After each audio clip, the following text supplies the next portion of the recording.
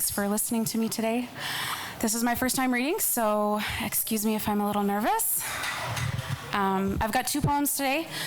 I do a lot of poetry about mental illness and depression. It's something that I struggle with, and I have my own page on Facebook that I write for. It's called Quotes from the Dark. There are over 8,100 followers now, and I'm striving to just be a voice for people that can't say what they need to say sometimes. So,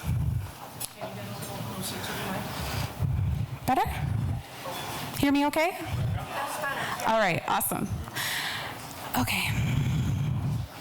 The first one is called Self-Denial. Quiet now. You can't break.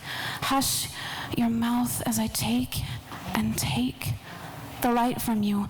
Never truly belonged. So hush now. Nothing's wrong. You were meant for this. The pain you feel, I'm just bringing to true what has always been real. Don't fight my touch. Don't try to run from me. How can you really?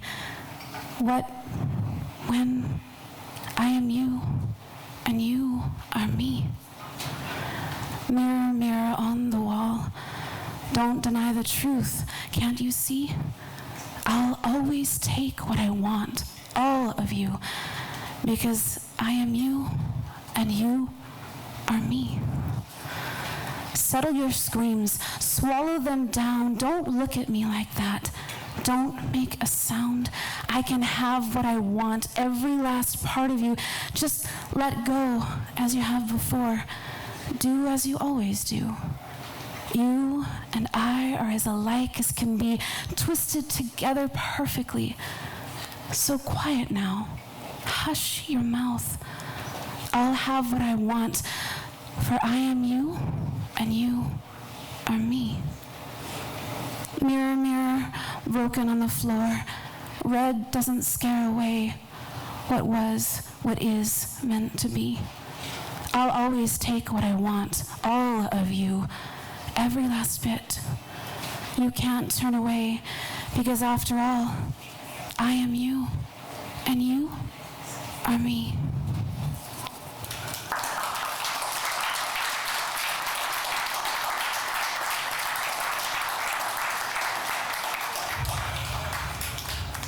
Thank you. The second one is called Trembling.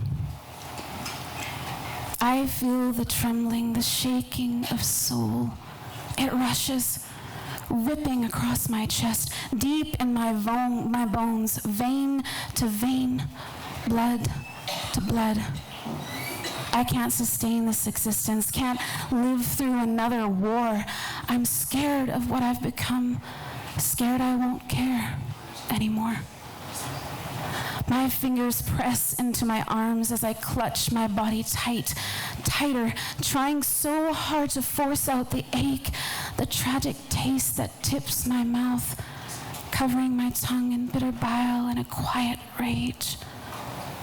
I can't live this hurt, can't walk on blood-stained waters, so I'm scared of what's calling me, scared I'll let go of everything. I close my eyes as the pain comes close, close, breathing into my lungs, taunting me to scream, to cry, to let the trembling out, and the cage of me, of my heart, bends and twists as the dark within shakes me to my core. I can't survive this existence. My life breaking down the door. I'm scared of what's coming. Scared I won't care anymore. I can't care anymore.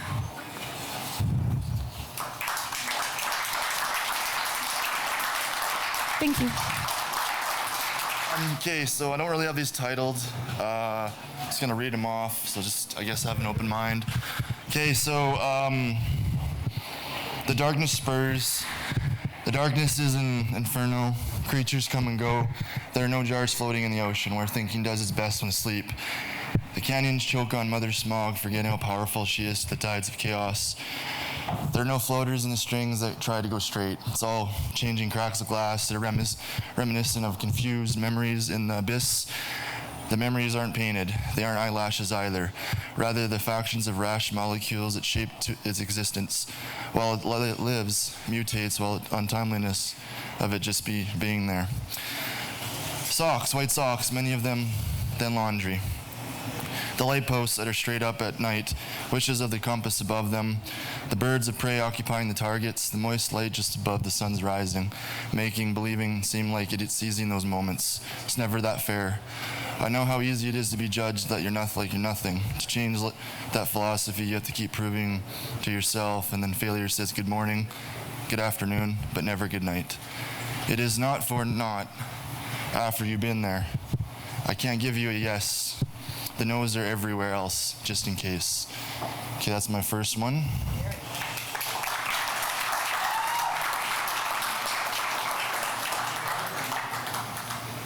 Sorry, how much minutes do I got left? Like 3. I'm trying to rush this.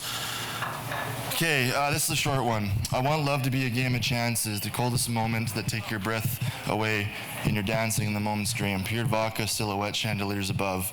The chaos of the bar, the chaos of Les tracing its steps back to her gaze and then her smile.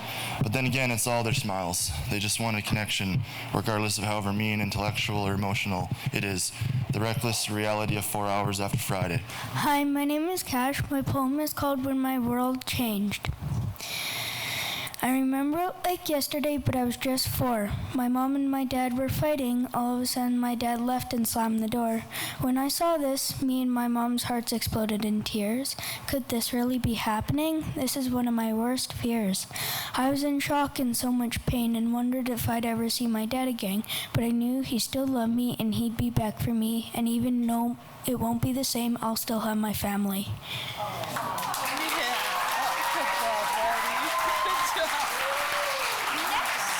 This poem I'm going to read tonight, I actually wrote, it's kind of a letter that I wrote for my mom, which I've never sent, but I'm going to share it tonight.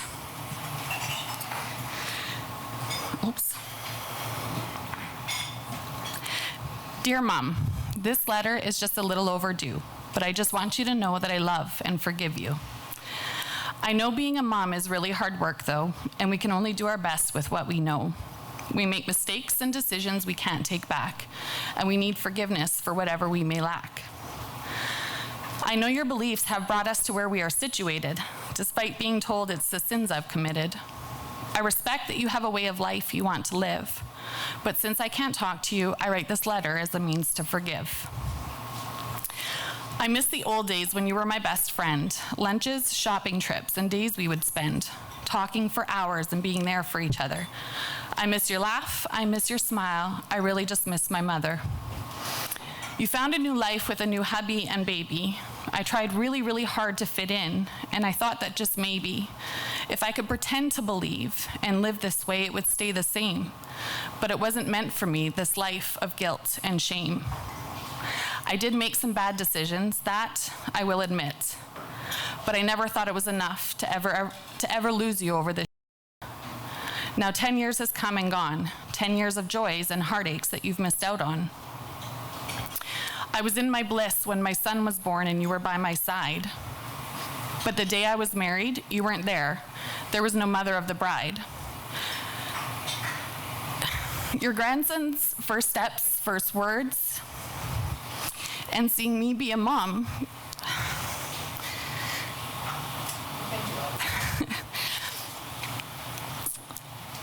you missed it all. Your conscience wouldn't allow you to come.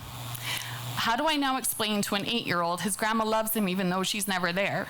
Her beliefs are stronger than the love that we share. I lost 2 more babies along the way, but you didn't know that because your religion taught you to not talk to those who stray. Through my divorce, I literally thought I was losing my mind. My heart was breaking, and I yearned to find someone to hold me and love me and wipe away my tears, to caress my back the way you used to and calm my fears. I found myself in bad relationships over and over again, seeking to fill the void and make my heart mend. But no one could fill that void or take that place, you see, because I needed my mom to be there, to love and take care of me. Losing you has helped me to deal with all the other people I've lost in my life. Although it still really makes me wonder, if you were around, would I have been able to make better connections and have been able to keep the people that I found? To not think that everyone who comes my way will eventually abandon me as well and not want to stay. These are insecurities that I've had to work through, because in reality, I know it's not true. I am worthy of love, and who I am is enough. I've had to learn this on my own, though, even when it was tough. Your religion taught me that being perfect was the only way to belong. But before this was your life, you taught me to stand up for what I believe in and be strong, to be kind and loving and accept people no matter what they believe. But now I'm being punished for exactly who you taught me to be. You saw this organization tear every inch of me apart, but you stay loyal to it with all of your heart. As a mom, I could never imagine having conditional love, but they've taught you to shun me for my sins will bring blessings from above. I really wish you could see past all this hypocrisy, to be here to witness this loving person you raised me to be.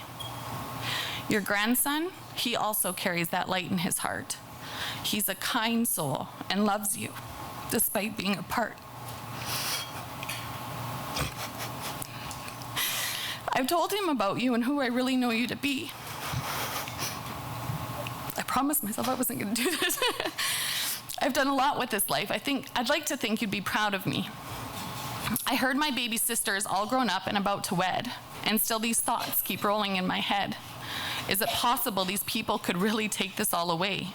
To not be able to see my little sister a bride and be with her on her big day?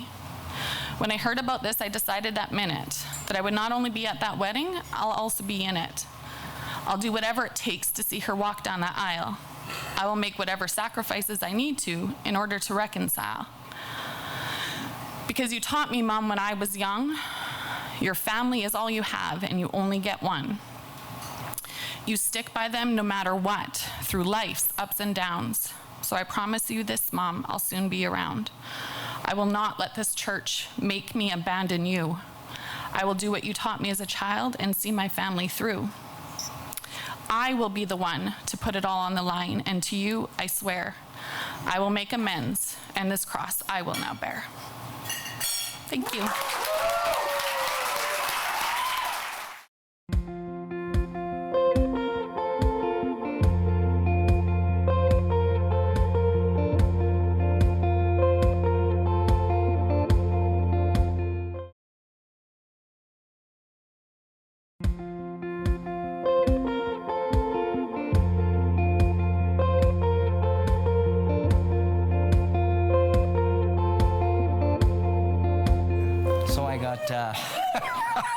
Pushed by that last poet to get up here and do some of my pieces, but I'm just going to do one.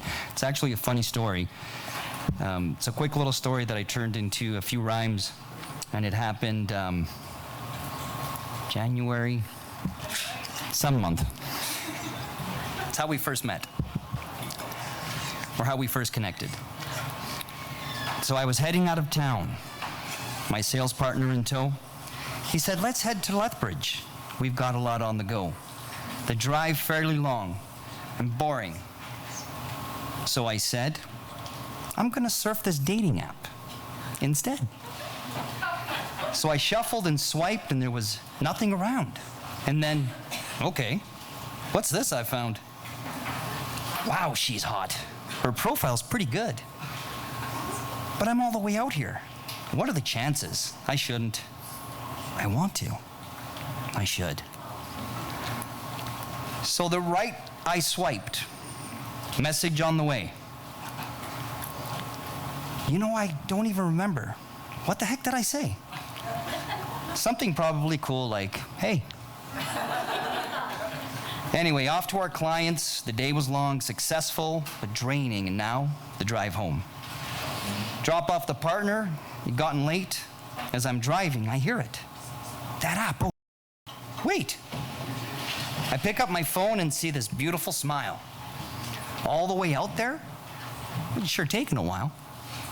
I can't even remember what it is that she said, but I smiled, even giggled, and then the damn sirens.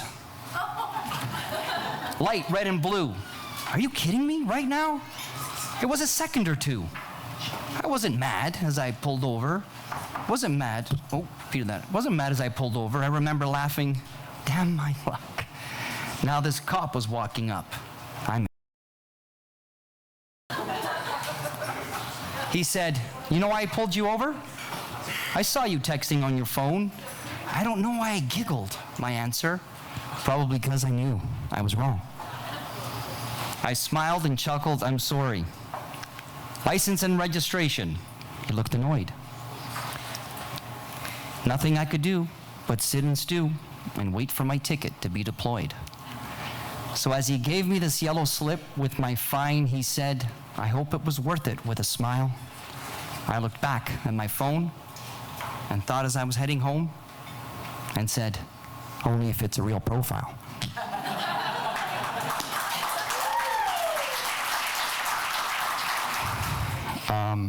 If I make it through this one, maybe I might read another one.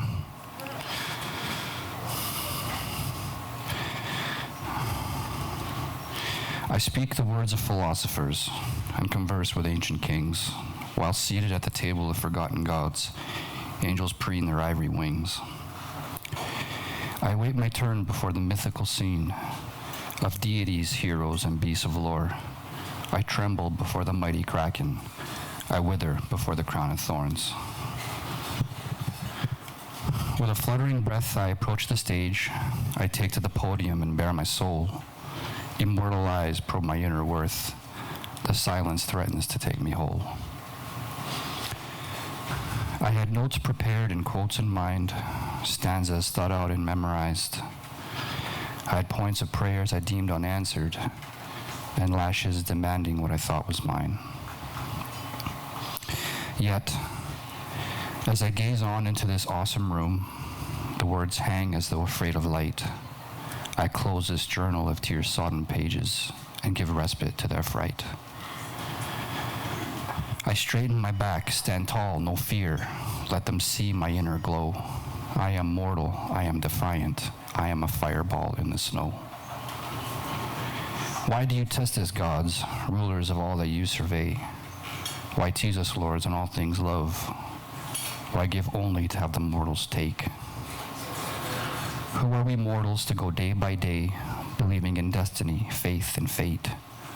Who are we to believe such things, besieged by sorrow, sadness, and hate?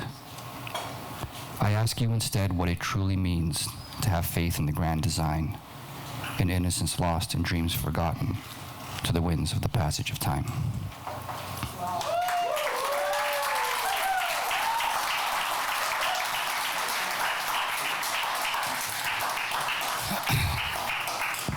So that was kind of ends depressing, so I got another one here, if you guys don't mind.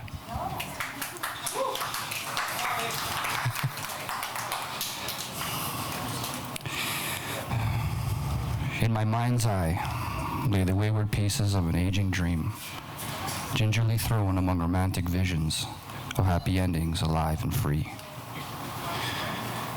Lit by the fires of passion and soul, on swift wings of laughter and glee, I once chased the wind to golden skies and chanced upon the keeper of dreams,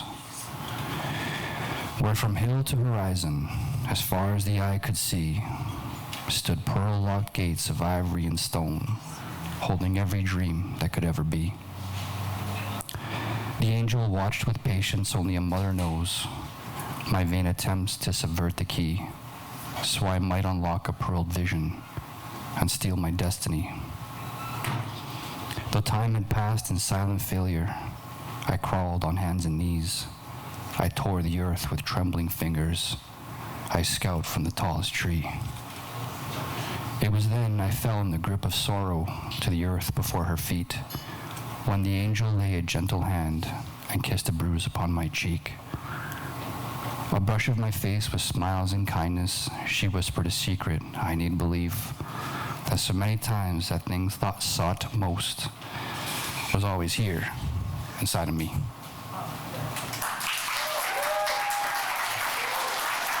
I haven't written anything for a while, and I was thinking about you all before I left, so I wrote a quick poem, and you'll get it in its raw form. It's called The Power of Poetry. I wanted to thank you, and you, and all of you for sharing your poetry with me. Sharing the sadness, the joy, the frustrations, the humor, the beauty, sharing your thoughts, your hopes, your dreams. Every time you share your poems, you share more than words with me. You share a sacred piece of you. And as we share, we relate, we connect, and we bond with each other in a deep, meaningful way. Because when I see you for who you truly are, I appreciate you more than if we had a superficial talk about the weather.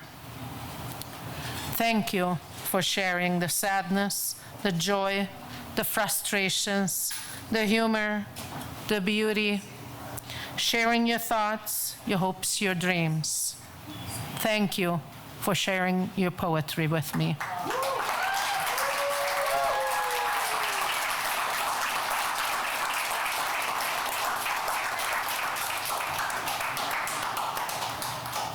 Thank you. And as I was scrounging for a poem, I just picked the first one I found, which I've written many, many years ago, and it's called A Full Life. Sort of ties in with poetry and arts. To live a full life is to walk with open eyes and to have an open heart, to appreciate what life gives us, to see the abundance around us, to be able to love and accept anyone regardless of the race, color, or background, to see and feel the beauty inside us, and to be able to show who we really are, to know the path we have chosen is the right one, to be able to forgive those we have to forgive, to be able to help those who are lost and weak, to give each other joy and comfort, to nourish our children, and to show them the light.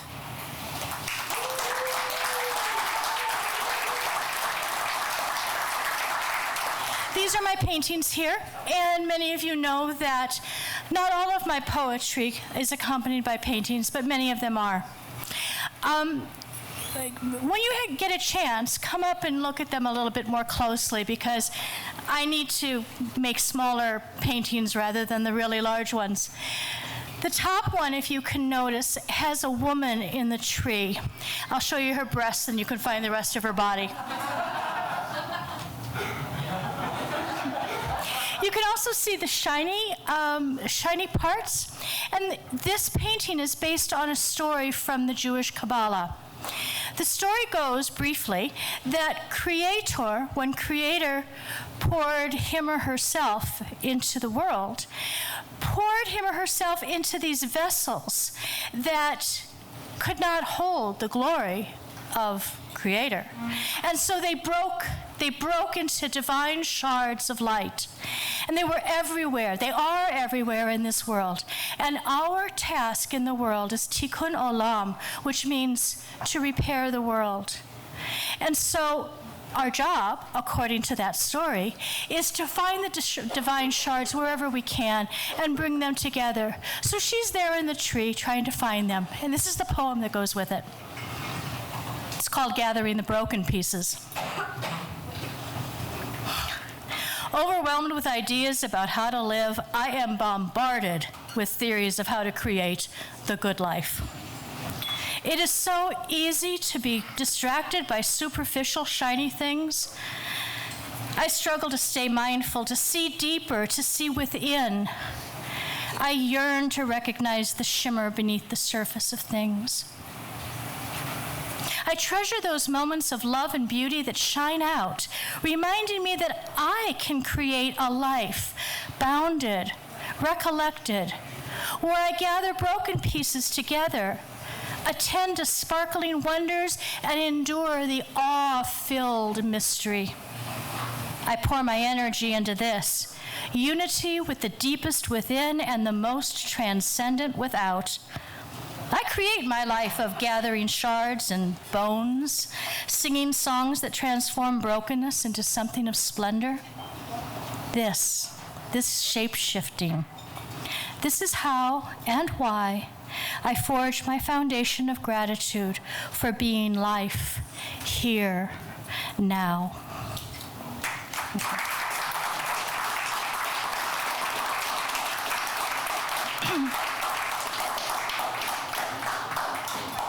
The one below is called the Bodhisattva Between the Worlds.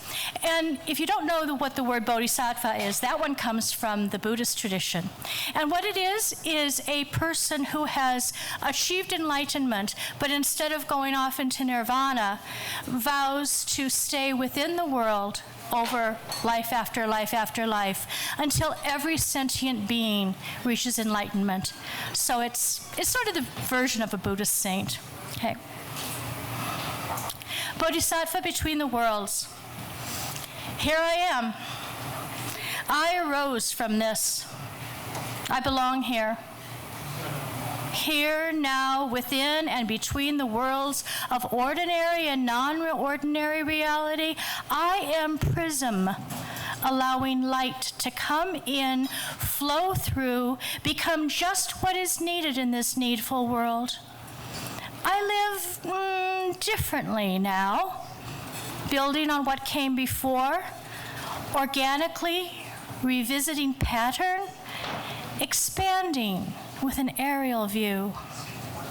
No more pushing rivers that flow anyway. I am flow. I am vibration. I live in the spaciousness of all of reality.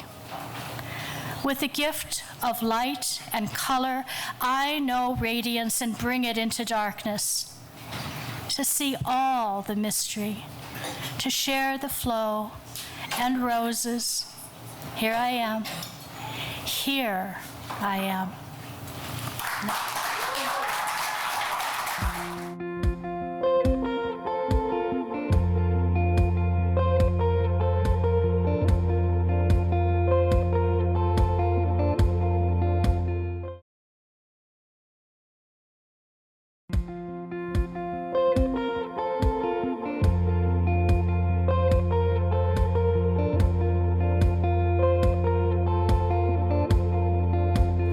I stand over the bones of my old life as if they are somehow separate, listening to the songs they whisper, and it becomes clear to me, unshackled, I am an arbiter, picking the reality that does not exist, chanting death rites as I wildly fire a revolver of questions into the void, receiving answers from the other end in a never-ending dry bleed of everything I've ever known, breaking down the veneer and placing it in a box under the stairs.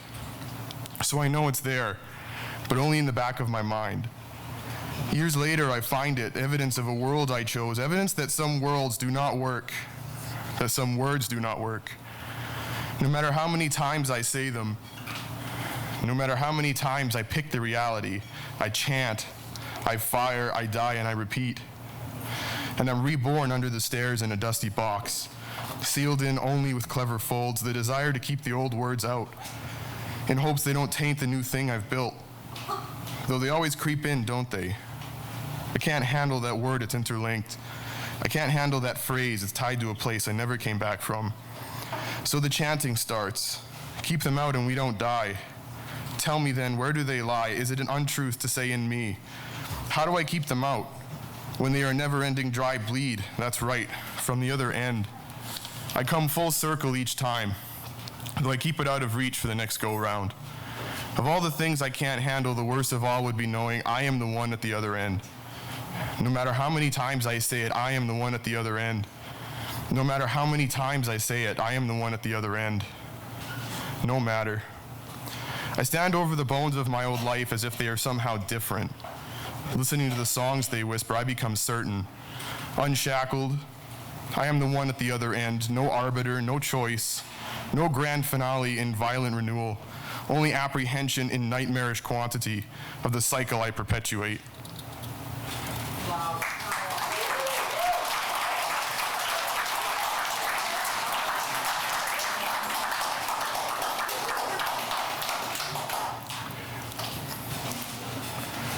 Please don't leave me alone. I never learned how to be strong like you, and I can't pull through without some assurance that the blessings we gained weren't all false. Now I leave the lights on when I sleep because ghosts keep me awake while you're gone.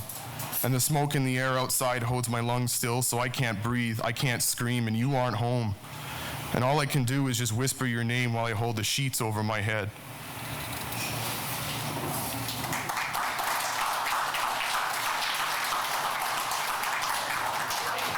Hi, thank you.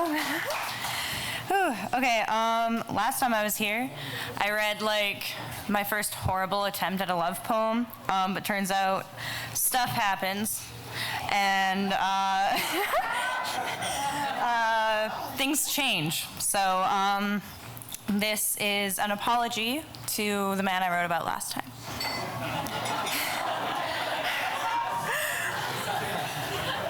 Okay, just for premise, him and the guy I'm with now, knew each other and have always had conflict, so, it's a situation. A little. I'm unsure what to call you. I know you hated the Iliad, and moreover, that he used it as description, but I loved you first, Menelaus. I don't know if, after I tell you I've run off with this possible Shakespearean tragedy, you'll lie seething awake like Rosaline because this wild love only took a day or two. I don't know what analogy to make to pretty up the guilt I feel, but know that it is not that I do not love you. It is that I cannot damn myself into stone hoping for you to turn me to gold or kiss me like some fairy tale. I will not wait to be loved. I will not wait for you when so much has come knocking at my door in my favorite tune. I won't go into detail about the way he loves I won't go into detail about the way he loves me, because this does not change the way your name is written in my first love poem or the way your eyes depict the skies behind my head. He is unable to change the way I think of you when that song plays. But part of me hopes that time does. This is the longest apology I've ever written, but you deserve that kind of time. Maybe just not from me. Yours once, Riverstone.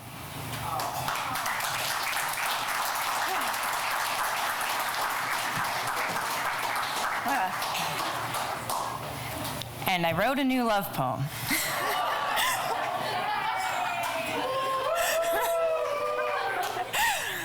Okay. This is kind of a mess. I've written probably 10 poems about you, and they all either end or begin in a mess. I'm sure that's just how you'd prefer it, though. Just enough chaos to leave an open end.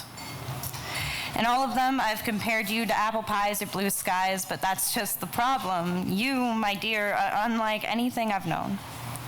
You could only ever be close to an open highway or world atlas, full of possibilities with no end or beginning.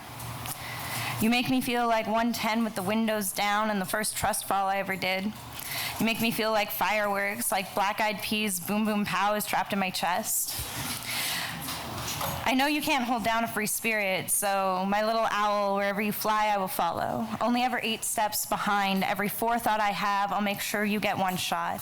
And if your travels take you to the Eiffel Tower, count the stars for me. Wherever you go, I'll write your name in the smell of cement. Every sip of yellowtail will be to you, my prince in shining hiding.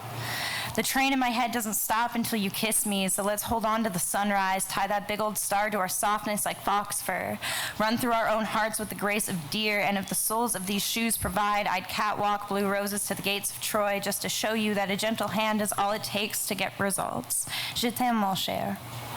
With the love of Helen.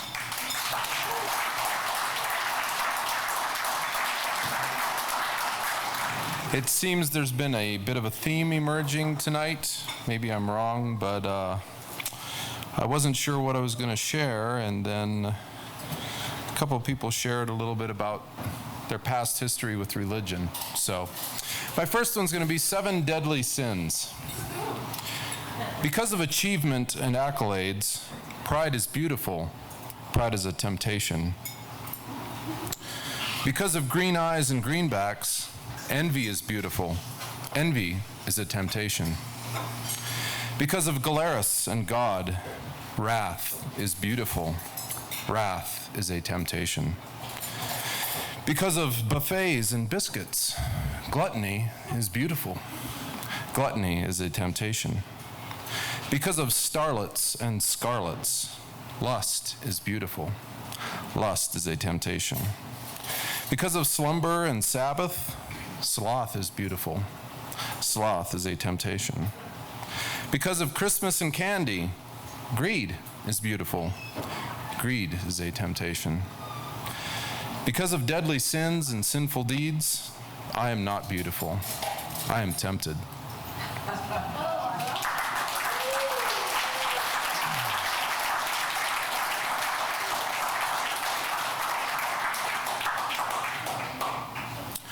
This one follows with the theme. Maybe beyond the black, it is dark. Maybe beyond the dark, it is light. Or maybe there is no black, there is no light. There is only dark and peace. They say there is light beyond the dark. They say there is red beyond the black. Maybe they live in fear. They like me here. They like war, not peace.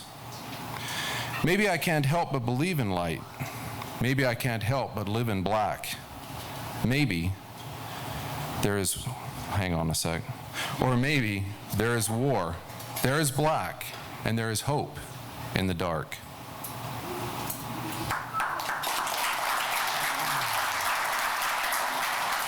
Alrighty, good evening, everybody. So, I'll read quite a few. They're short ones. We'll start with one called Powerless.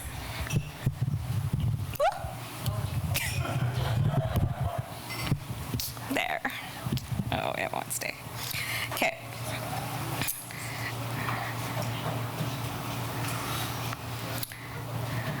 I scream, but nothing comes out. Just silence, just silence. My heart is ripping out of my chest. I'm scared. I want to run, but my body's heavy, and I can't feel anything. I feel powerless, so I leave my body. I leave my body. I feel nothing. Silence screams. I leave my body. Leave my body.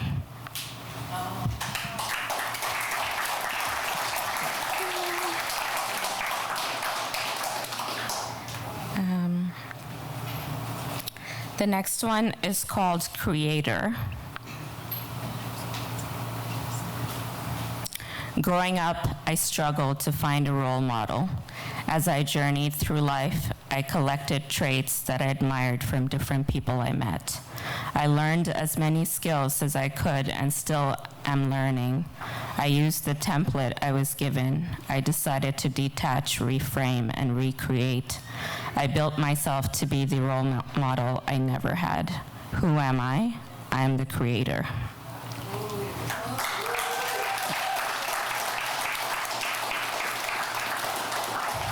This one doesn't have a name.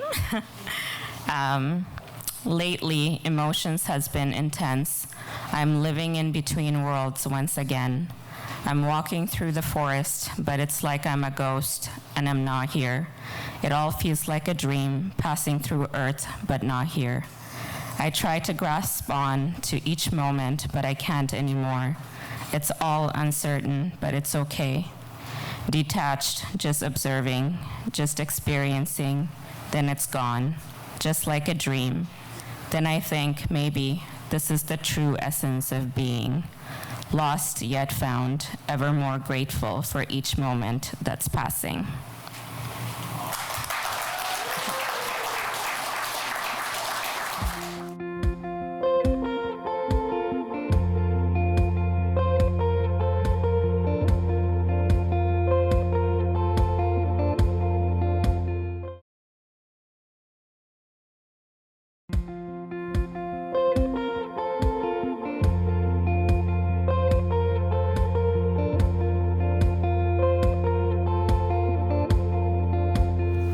It's my first visit to Alberta.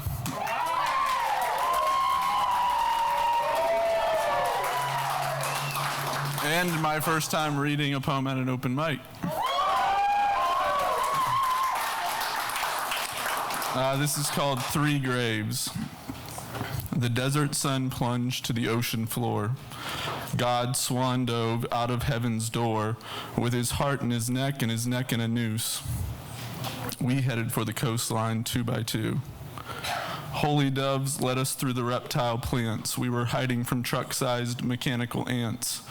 Grace was our eternal second chance, but we just wanted out of the whole goddamn dance. We were on the salt flats when fiery rain began in a hijacked, rusted VW van.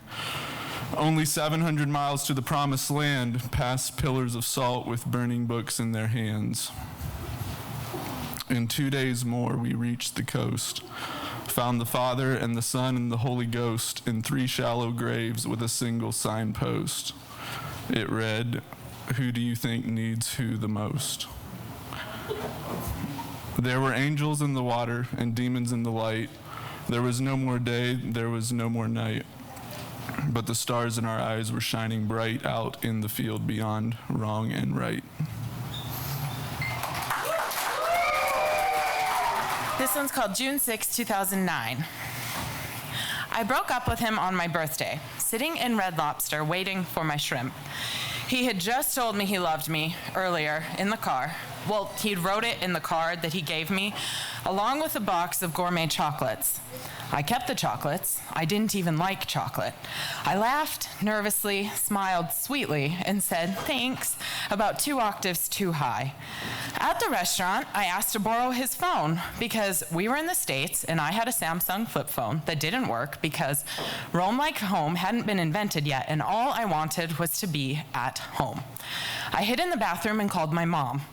21 years old, on my 3rd date with my long-distance boyfriend and also my first boyfriend, and here I was having a panic attack in the bathroom at Red Lobster in Wakarusa, Indiana, USA. I don't actually remember anything my mom said, just the sound of her voice. But I walked back to the booth, handed him back his phone, and I told him I was breaking up with him. I couldn't touch my shrimp. He ate his entire plate and then looked very, very green. We had arranged to go bowling afterwards with a big group of our friends. His color did not improve throughout the evening. My stomach took up residence in my throat. I can laugh about it now, although it still makes me feel a little sick. Breaking up has never been easy, but usually it is being done to me. I consider this flippantly, and yet with a touch of genuine concern. Am I still paying back my karmic debt for breaking that poor boy's heart?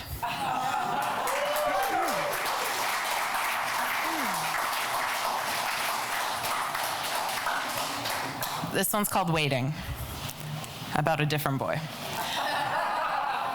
I'm waiting for the day when the sound of your name falling on my ears doesn't make me hold my breath, even if it's only for a moment. I'm waiting for the time the echo of your voice doesn't prick my ears, doesn't prick my heart and ring in my ears, or send my thoughts in disarray just at the sound of your name.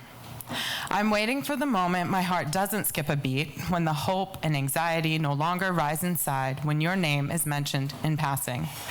How long does it take for a heart that so easily breaks to stop responding to the ones who so carelessly tossed it aside?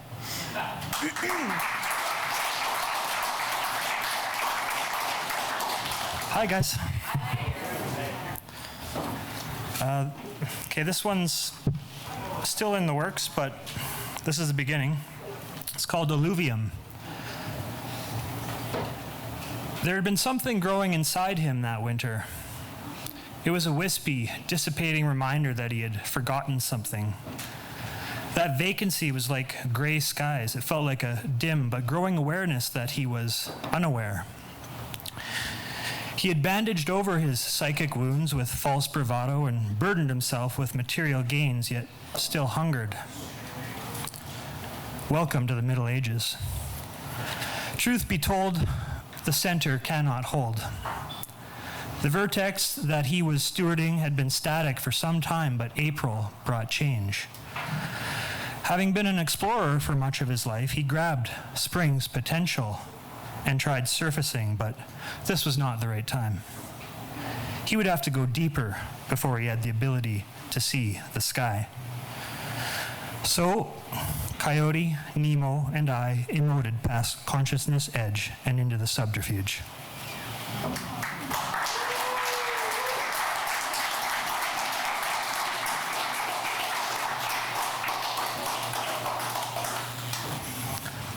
Okay, this one's called Starting to See. My eyes have been stigmatized. I've been feeling empty, feeling overdrawn. There's been a lack of jingle in my purse lately, so I lilted down to the riverbank to recapitalize and recharge. But I couldn't remember the safe word or the safe place I had hidden the key.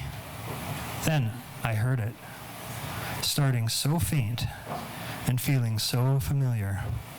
Then a whisper, a familiarity into resonance. It was playing in the key of me. A song weaved by a riverbank wolf spider, scuttling up the hill to howl with her pack. I danced my way over so as to catch a whisper of that gossamer trail and have a closer listen. I was on the path and starting to see my grandmother's song. So since I'm here, I've met many people that come from other countries all over the place. And I always ask them, what do you miss most about your country, about your home? And I think what we all agree on is two things. One, cheese, and the other is bread. This one is a poem about my home. How naive I've been, and I am today, to think I can leave behind what made me being me without feeling any pain. I'm sitting in an airplane. The Earth's surface is 10 kilometers underneath my brain. I know when I cry now, I open a door to feelings that are stronger than the self-made vow. Therefore, I'm still overwhelmed by these feelings, so in the end, I feel nothing. My emotions are numb, and my mouth is so too. I'm looking out of that window into my future, and I see what it is that's coming.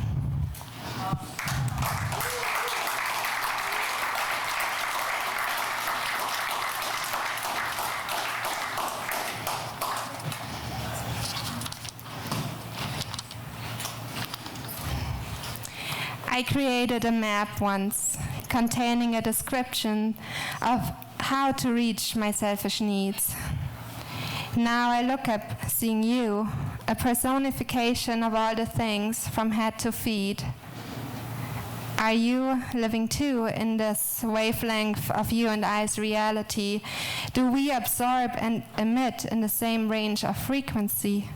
If this is true, I could be me with you, and you could be you with me in this coherent, radiating synergy, two sums from the same shape of energy. This is a wonderful dream to be real.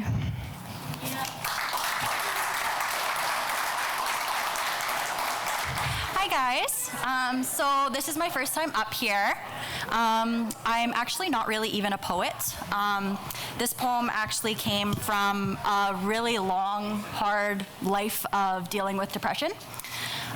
So sorry for making anyone cry, but okay, here we go.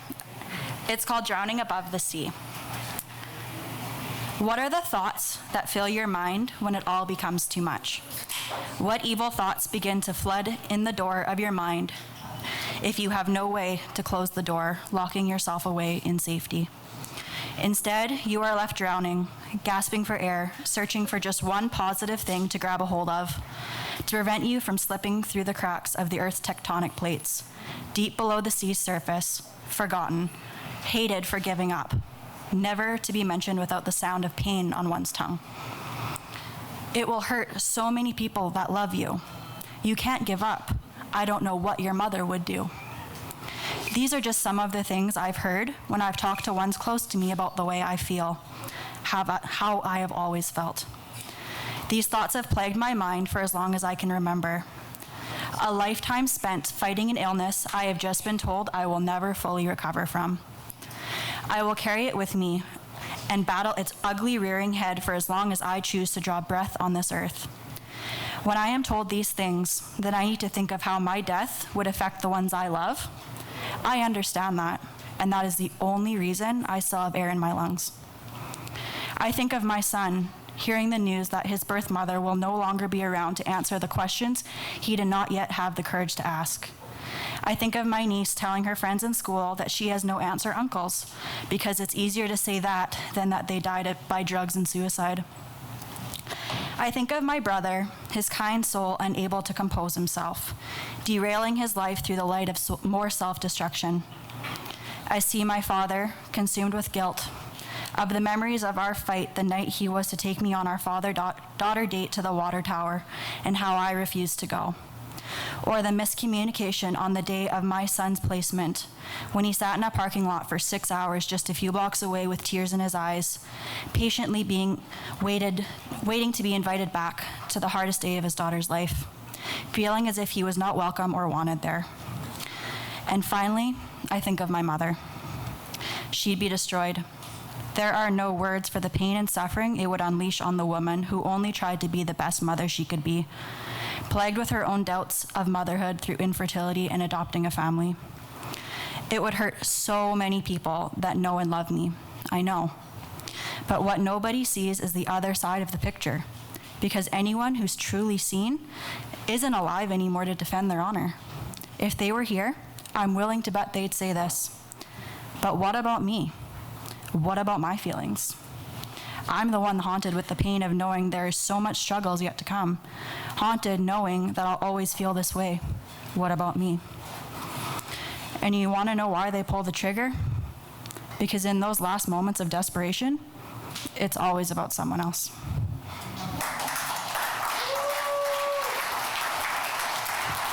Right, I've never been to one of these things before, so you guys are totally popping my poetry virginity here.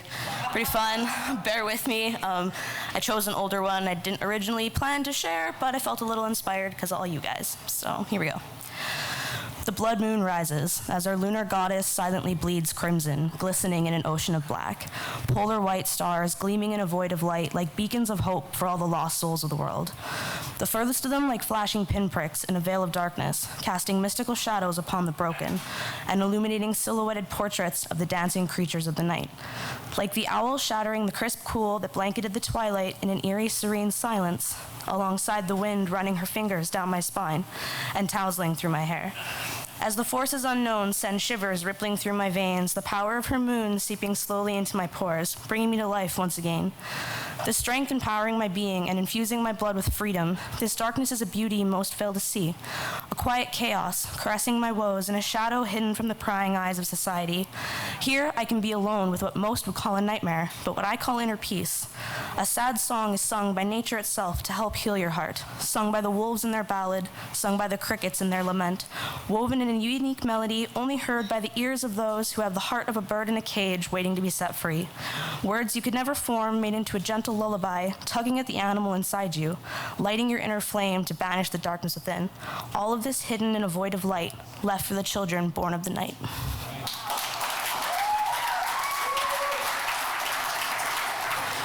Okay, the first one I have is a love poem, which is dumb, but okay.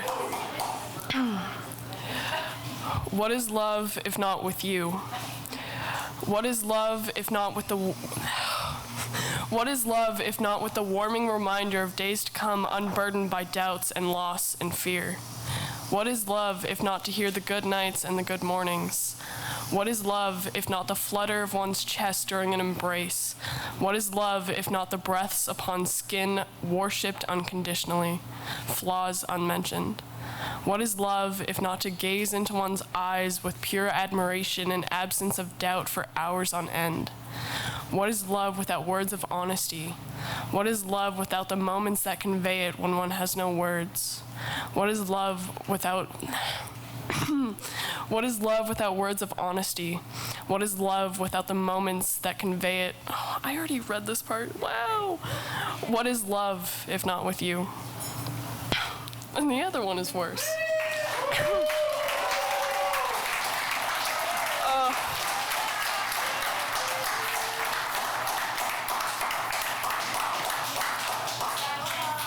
I'm vibrating with anxiety. This is fun. Love changes. It is 7 o'clock in the morning and my tired eyes are searching my mug for the right words as I poison my body with caffeine once again. I've come to realize that saying I didn't love you anymore was a lie. I still love you.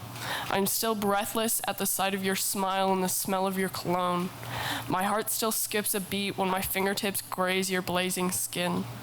I love you like winter loves summer, like the moon loves the sun. We both changed a lot over those months. We grew as people. I'd say we're both a lot healthier than we were. All right. We're different now, not as reckless as we used to be, not driven the same ways. Our love is different now. To say I no longer love you would be a lie. I love you more than anything, but now is not the time, and the time will probably never come. Love and compatibility are not always the same thing.